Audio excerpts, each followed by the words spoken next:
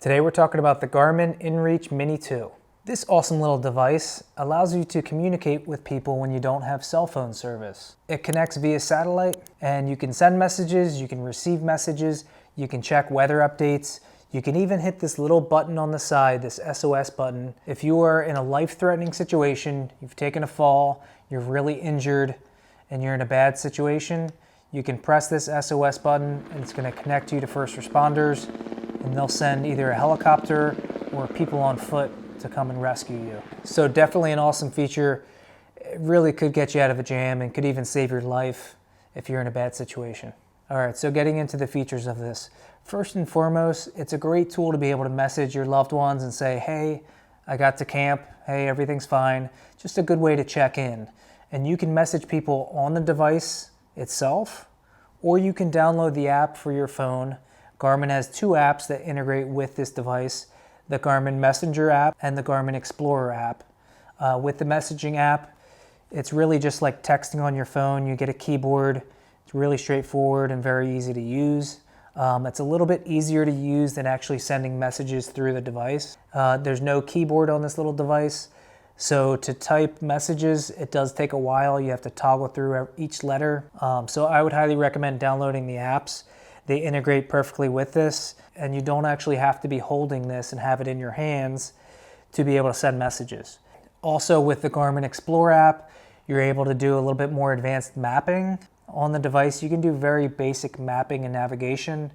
You can track your route, but it's just a basic kind of breadcrumb trail. With the app, you can see a map. You can even see a topographical map if you want. It's just a lot more detail and a much bigger screen on your phone. So again, I would recommend downloading those apps, and you're going to be in good shape. Another thing I do almost daily in the backcountry is just to get weather updates. The mountains can be very unpredictable as far as weather, so it's always nice to know in advance just so you can be prepared. Again, you can check the weather and get the updates through the app or directly on this. So the battery life on this device, Garmin states that with clear skies, it could be up to 14 days. The environments that I've been in has kind of been a mix of closed canopy forests and open skies. So for me, I typically get a full 3 days of battery on this before I need to recharge it. So that's really going to depend on how many messages, how many weather updates you're doing, and also the cover that you have above. If you're in the desert and it's clear skies and there's nothing obstructing your view between this device and the satellites, maybe you'd get closer to that 14 days. If you're in closed canopy in a rainforest or a forest, probably only a couple days. So that's something important to keep in mind. If you're going to be on extended trips longer than a few days, definitely have a portable battery that you can charge this with. Now, one thing I love about this is that it's USB-C. There's a USB-C port here on the side. I already have that cable to charge my phone and other accessories, so I'm a big fan of that. Getting into the cost of this device. When this device came out a few years back, I think it was around $500. Now Garmin listed at $399. I've seen it online as low as $250. So if you look around online, I'm pretty confident you could find it in that $300 range or maybe even a little less, but Garmin does list it at $399. Now once you buy the device, you do have to pick a subscription plan. I believe they do have 3 subscription plans that you can choose, and you pay monthly. I just have the most basic one, which is $14.99. I believe that allows for 50 messages per month and weather updates. So that's enough for my needs. If you're going to be spending longer times, several weeks, a month in the backcountry, maybe look at that middle tier or the Pro plan. So getting into the form and function of this, I think the first thing that stands out is just how small and compact this is. I think that's really what kind of separates this from a lot of its competitors, is that it's really, really conveniently small. You can take the carabiner on here, and I usually just put it on a shoulder strap, and it just sits there all day. You could put it in your pocket. Sometimes I'll put it on my bino harness, and it's not a big, heavy device that's going to be flopping around and swinging as you're hiking. It's really compact, and I love that about it. The build quality is really, really good and durable. It's got this hard kind of rubber on the outside and hard plastic on the front. Supposedly it's waterproof down to a foot underwater. I haven't dropped mine in the water, but I've had it in some pretty heavy rain and it's been totally fine. So the main features that I use on this device are pretty much just the messaging and the weather updates. I love that it also has the SOS if I ever need that. It's kind of like a lifeline there. I don't really use this to navigate. I do have a standalone app. I use onX Maps, and I use that to navigate. It's just much more detailed. I can download offline maps, and there's just a lot more features as far as a navigation tool, so I use that.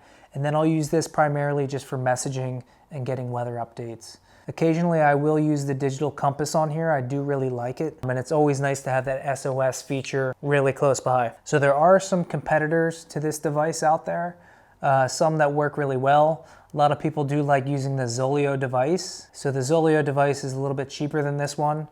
It's also quite a bit bigger. From what I've heard from people, the Zolio really shines as a messaging device, but it's not as good as a navigational tool, and it's not as good as a GPS. So the main reason I went with this InReach Mini 2 over some of its competitors like the Zolio are definitely the size. The Zolio is probably twice or maybe even more than twice the size of this, which would be fine if you're just keeping it in your pack. But I do like to keep this right at hand's reach if I do have to hit that SOS, if I don't have my pack. If I don't have my phone, I can still use this and operate it. The Zolio also needs the phone to send messages. It doesn't have a screen, so you can't send messages that way. Now you can still hit the SOS on the Zolio without the phone, but most of its features you do need the phone to work. And although I do mainly use the functions of this through the app on the phone, if this gets broken, this dies, this gets lost, I can still use this. So redundancy in the backcountry is often a good thing. Also, now in 2025, the new iPhones are able to connect to satellites and you can message without having service. You can also call 911 without having cell service on the new iPhones. And that is an awesome, awesome feature just because everybody has their phone in their pocket. From the research that I've done is the connection with that is a little bit cumbersome. When you want to send a message or connect to 911, you do have to kind of point and aim this to try and connect with a satellite. The good thing with this is if you try and send the message and it doesn't connect immediately, as soon as it does connect, it will just send it automatically. You don't have to stand there and aim at the satellite to make the message go through. It's going to go through automatically when it finally does make that connection. And also just relying on your phone as a standalone is a little bit worrisome. I mean, phones break pretty easily. The battery can die. So again, it's always good to have redundancy. So all in all, I absolutely love this Garmin InReach Mini 2. Some of the things that I love most about it are its compact size. It's only 3.5 ounces. The battery life is really good. You can charge it with USB-C, and the integration with the apps make it really easy and efficient to use. If there was one feature about this device that I wish it had, it would be the ability to send photos or videos. A lot of times you see a beautiful sunrise deep in the mountains and you want to send that to your friends or family, and with this device, you're limited to just sending messages. Now you could upgrade to the Garmin Messenger, which is a device that's a little bit bigger, and with that you are able to send videos, photos, even voice memos. So that's pretty cool. But that device is quite a bit more expensive. I think it's $500, and it's a little bit bigger.